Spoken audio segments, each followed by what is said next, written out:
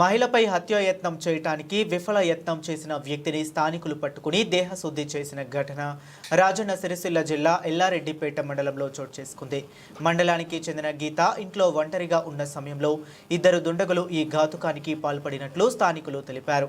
దీంతో ప్రతిఘటించిన బాధితురాలు కేకలు వేయడంతో స్థానికులు నిందితుల్లో ఒకరిని పట్టుకుని దేహశుద్ధి చేసి అనంతరం పోలీసులకు అప్పగించారు.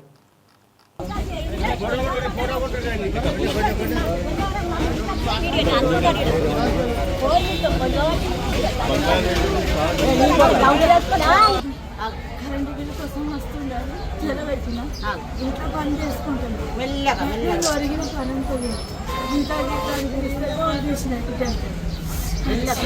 కూర్చొని ఇక మీ మొగడు అట్లా చేస్తుండు ఇలా తాగుతుండే ఆడ తిరుగుతుందండి ఆయన మీద తీసుకెళ్ళిన పని మీద వర్క్ తాగుతాడు దాని సోపత్తు పడుతుండు అన్నాడు. వీడు వెనకకి ఇప్పుడు కట్టేసిన వెనకకి గట్టిగా దస్తి కట్టేసి మెడకు చేతులకు బ్లౌజులు వేసుకున్నాడు.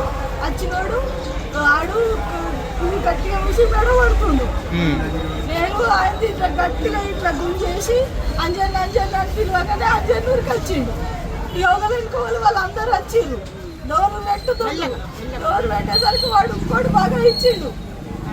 ఈ ఒక్కడు దొరికిండు. ఎంత దూరం